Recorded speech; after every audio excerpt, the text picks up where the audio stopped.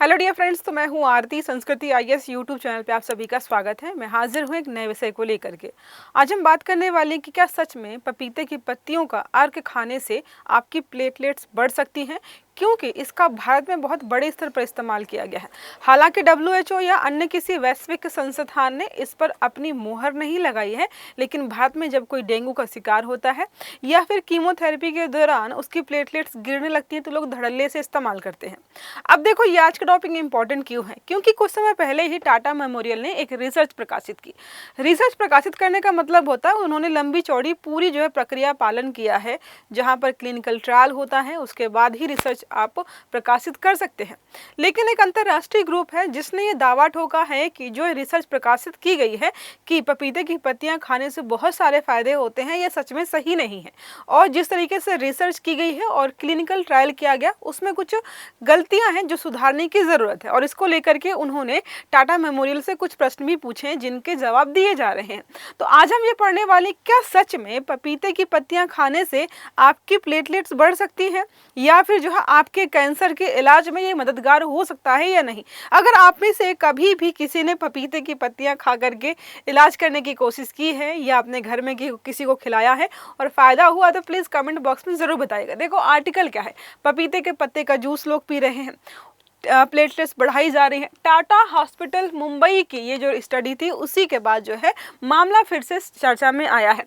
तो Tata memorial centre ने, यहाँ पे इसके शोधकर्ता थे, इन्होंने एक अध्ययन किया और उस पर लिखा, और उस पर चीज़ें यही थी कि जो कैरिका पपाया लीफ एक्सट्रैक्ट है, CPLE, इसकी गोलियां कीमोथेरेपी इंड्यूस्ड जो इलाज होता है जहां पर आपकी प्लेटलेट्स कम हो जाती है, उस समय खिलाने पर आपके लिए मददगार हो सकता है। तो यहाँ पर हुआ क्या कि अध्ययन प्रकाशित होने के बाद इसके रिसर्च जो मेथड इस्तेमाल किया गया था उस पर प्रश्न उठाया गया, डेटा विश्लेषण हो गया। इसके अलावा क्लिनिकल ट्रायल, सबसे बड़ा जो प्रश्न उठाया उन्होंने वो क्लिनिकल ट्रायल पर उठाया कि भाई ये गड़बड़ किया है।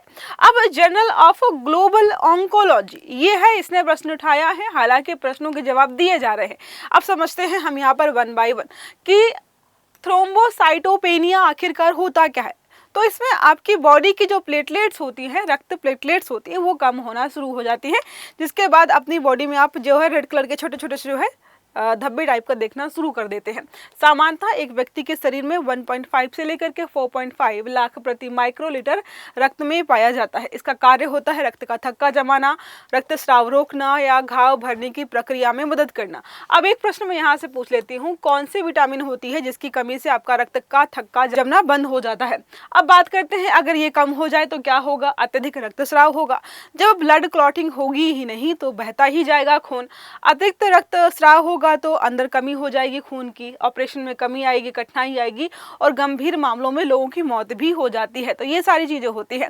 अब बात करते हैं कि कीमोथेरेपी से इसका क्या लेना देना, इसको हम CIT के नाम से जानते हैं। तो देखो, होता क्या है कि कीमोथेरेपी के दौरान कैंसर कोशिकाओं के साथ साथ जो हमारा बोन मैरो है वो प्लेटलेट्स का प्रोडक्शन कम कर देता है।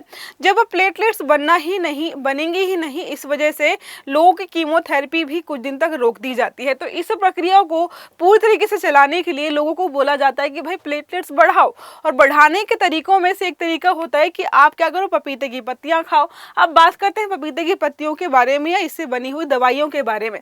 तो CPLE पपीते की पत्तियों से प्राप्त जैविक अर्क होता है। इसमें पेपिन होता है, काइमोपेपिन होता है, फ्लोवोनोइड्स होता है, इसके अलावा फेनोलिक कंपाउंड्स होते हैं, अल्कलॉइड्स होता है। ये सभी मिल करके आपको बॉडी के लिए लाभप्रद होते हैं। इसके अलावा इसमें एंटी इन्फ्लेमेटरी जो चीज़ें होती है वो होती है, एंटीऑक्सीडेंट होता है, इम्यूनो डायलूटरी भी होती है चीज़ें। अब ये जो मैंने इमेज लगाई है, कुछ इस प्रकार की दवाइयाँ भी आती हैं जो नीम के पत्ती के अर्क से बनी है, ये दावा करके मार्केट में बेची जा रही हैं और लोग इस्तेमाल भी कर रहे हैं। अब बात करते हैं अध्ययन में क्या दावा किया गया। जो अध्ययन किया गया था टाटा मेमोरियल के द्वारा, उसमें उन्होंने 219 मरीजों को लिया और 198 मरीजों का अंतिम विश्लेषण किया। अब ये जो गैप है आप समझिएगा, यहाँ से लगभग 21 के आसपास मरीज निकाल दिए जब इन्होंने फाइनल रिजल्ट दिखाया था। कैपल जो लेने वाले मरीज थे उनके प्लेट्स की रिकवरी दिखाई कि भाई कितना बढ़िया बेहतरीन फायदा हुआ है, भविष्य में कम लागत पर हम इसका इलाज बेहतर कर पाएंगे और ये अच्छा रहा तो कीमोथेरेपी भी लगातार चलती रहेगी। ये सारे जो है दावे इन्होंने अध्ययन के अनुसार किए। बात करें कि विवाद आखिरकार हुआ कहाँ, तो 4 प्रमुख चीजें हैं जिसको लेकर के इनकी रिसर्च में कुछ विवाद हुआ। देखो, पहला यहाँ पर है डाटा एक्सक्लूजन। इसका मतलब हो जाता है मरीजों को अंतिम विश्लेषण से हटाना। तो हमने देखा कि भाई यहाँ पर 219 मरीज थे, लेकिन जब रिपोर्ट बनाई इन्होंने 198 मरीज रखे, 21 मरीज हटा दिए। तो यहाँ पे बोला जा रहा है कि शायद इन्होंने उन मरीजों को हटा दिया जिन पर दवाइयाँ काम नहीं कर रही थी, जिन पर प्रोग्रेस नहीं देखी गई थी। तो जाहिर सी बात है रिजल्ट का आउटकम जो है पॉजिटिव अप्रोच के साथ बेहतर दिखाई दिया गया। दूसरा यहाँ पे एलिगेशन लगाया गया आउटकम स्विचिंग को लेकर के। तो इन्होंने क्या किया कि जिस दिन ज़्यादा अच्छा प्रदर्शन था मरीजों का, उस दिन की डेटा को रखा गया और उनके जो नंबर्स थे, जैसे 7वें दिन को चौथे दिन को 7वें दिन, उस प्रकार से हेरफेर किया गया। तीसरा यहाँ पर है प्लेसेबो ग्रुप का सवाल। तो प्लेसेबो ग्रुप क्या होता है? जब भी किसी दवाई की या दवाई का क्लिनिकल ट्रायल होता है, मान लीजिए 100 लोगों पर ट्रायल होना है किसी दवा का, तो 50 लोगों को असली दवाई दी जाती है और 50 लोगों को दवा सिमिलर दिखाई देती है लेकिन उसमें कुछ भी नहीं होता है। ये इसलिए दिया जाता है कि ये देखा जाए कि दवाई की वजह से लोग ठीक हो रहे हैं या फिर जो ऐसा सोच रहे हैं इस वजह से ठीक हो रहे हैं। इसको हम प्लेसेबो ग्रुप के नाम से जानते हैं। तो यहाँ पे मानना है इनका कि भाई यहाँ पर भी कुछ प्लेसेबो ग्रुप के साथ भी हेर फेर किया गया है। और फोर्थ और आखिरी इनका है कि फंडिंग और जो है कन्फ्लिक्ट ऑफ इंटरेस्ट को लेकर के, कि ये जिस दवाई पर रिसर्च कर रहे थे इनको फंडिंग भी उसी दवा से मिल रही थी। तो इनको जो है कुछ ना कुछ करके रिजल्ट ऐसा दिखाना था कि भाई इस प्रकार की जो दवाइयां है उसको लेने से आपकी प्लेटलेट्स बढ़ेंगी। तो सबसे बड़ा जो मुद्दा है वो यही है कि जिस दवाई के लिए आप रिसर्च कर रहे हो आप उससे पैसे नहीं ले सकते हो। इन्होंने जायडस फार्मा और लुपिन फार्मा पर यहाँ पर एलिगेशंस लगाए हैं। बात करते हैं उन्होंने प्रश्न क्या क्या उठाया है। तो डेटा एक्सक्लूशन को लेकर के, आउटकम स्विचिंग को लेकर के, स्टैटिक बायस है यहाँ पर, इसके अलावा क्लिनिकल इंटरप्रिटेशन में भी गड़बड़ किया गया है। अब बात करते हैं कि जो टाटा मेमोरियल है उसने क्या कहा है जब इतने बड़े बड़े एलिगेशंस लगाए गए। उन्होंने बोला कि जर्नल द्वारा पूछे गए सवालों के जवाब हम दे रहे हैं।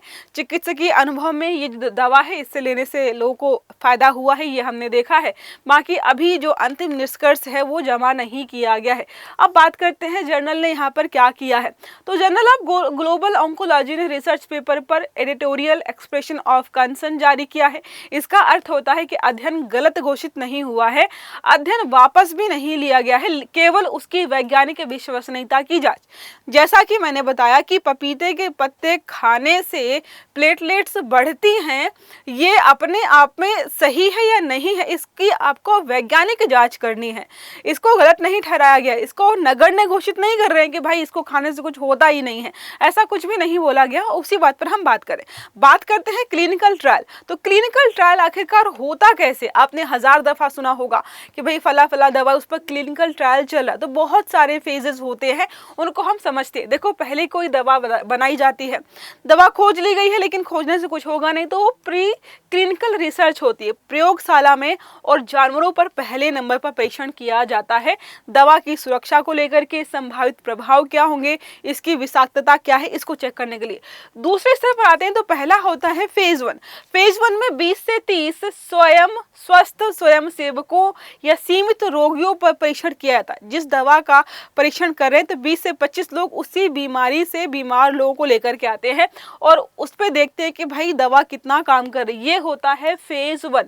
फेज 2 में 10 से लेकर के यहाँ पर 100 से लेकर के 300 लोगों को यहाँ पर स्टार्टिंग में फेज 2 में लिया जाता है और फेज 3 में लगभग 10,000 से फेज 3 में 1000 से लेकर के 3000 या उससे अधिक रोगियों को लिया जाता है।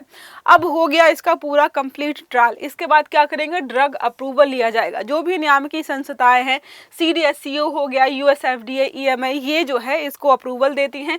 उसके बाद ही मार्केट में आता है। अब मार्केट में आ जाने के बाद होता है phase 4, post marketing surveillance. Market में आ जाने के बाद देखा जाता है कि कहीं इसके साइड इफेक्ट्स तो नहीं है किसी स्पेसिफिक मरीज बेसिस पर, क्योंकि 3,000 और 30 लाख या 30 करोड़ लोग दवा खाएं, बहुत फर्क निकल करके आता है। तो ये जो है मार्केट में उतारने के बाद भी रिसर्च लगातार करते रहते हैं। अब बात करते हैं कि जो क्लिनिकल ट्रायल होते हैं उसके कुछ प्रमुख सिद्धांत होते हैं। आप ऐसे ही मुंह उठा करके किसी दवाई का क्लिनिकल ट्रायल नहीं कर सकते हो।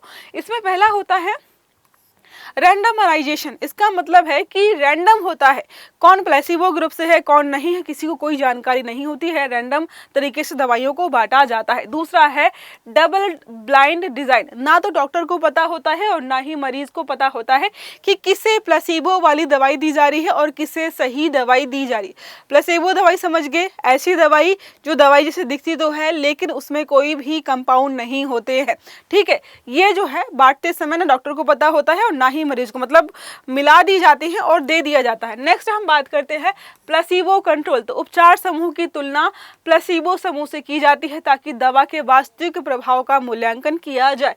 चौथा यहाँ पर है प्राइमरी एंड पॉइंट। शुरू में ही ये लोग डिसाइड कर लेते हैं कि कितने दिन बाद हमें ट्रायल रोकना है और किस प्रकार के रिजल्ट की हम अपेक्षा कर रहे हैं। डेटा ट्रांसपेरेंसी, जो भी आपने तरीके अपनाए हैं सब बताने होंगे। इंडिपेंडेंस स्टैटिक्स एनालिसिस, जो भी आप डेटा एनालाइज कर रहे हैं वो जो है बेहतर तरीके से किया जाना चाहिए, कोई गड़बड़ी ना हो। इसके अलावा एथिकल अप्रूवल और पीयर रिव्यू भी आपको कराने की जरूरत होती है, जो कि सारा यहाँ पर लिखा हुआ है। अब बात करते हैं अंतरराष्ट्रीय परिप्रेक्ष्य के बारे में, जहां से स्टार्ट किया था मैंने कि WHO ने कोई भी अप्रूवल नहीं दिया है। सिमिलर लिखा है कि WHO ने आज तक कभी भी पपाया लीफ एक्सट्रैक्ट को प्लेटलेट्स बढ़ाने की स्टैंडर्ड थेरेपी के रूप में स्वीकार ही नहीं किया है, ना ही FDA जो अमेरिका का है, ना ही EMA जो यूरोप का, इसमें से किसी ने इसको एक्सेप्ट किया है। इसकी प्रभावशीलता से सिद्ध करने के लिए एक बड़ा सा मल्टी सेंट्रिक क्लिनिकल ट्रायल होना जरूरी है ताकि लोगों को सच में भरोसा हो पाए। भारत के लिए महत्व क्या है, तो भारत में डेंगू की वजह से, ये कैंसर की वजह से बहुत सारे लोगों को प्लेटलेट्स की जरूरत पड़ती है और प्लेटलेट्स थेरेपी भी चलती रहती है। प्लेटलेट्स ना हो पाने की वजह से लोगों की जो कीमोथेरेपी है वो रुक जाती है। अगर इस प्रकार का प्रमाण हो जाता है, सिद्ध हो जाती हैं चीजें, तो भारत के लिए लाभप्रद है, क्योंकि बहुत लाखों लोगों, करोड़ों लोगों को यहाँ पे लाभ मिलने वाला है। लागत कम हो जाएगी, प्लेटलेट्स रिकवरी बेहतर हो पाएगी, कीमोथेरेपी जारी रहेगी जो बंद हो जाती थी, प्राकृतिक स्रोत आधारित सहायता मिल पा रही है, तो बहुत ज्यादा खर्चा भी नहीं होगा, लाभ भी ज्यादा होंगे। कुछ चुनौतियां यहाँ पर है कि सीमित वैज्ञानिक प्रमाण मिले हुए हैं, अभी अध्ययन के विश्वसनीयता पर प्रश्न उठाए जा रहे हैं।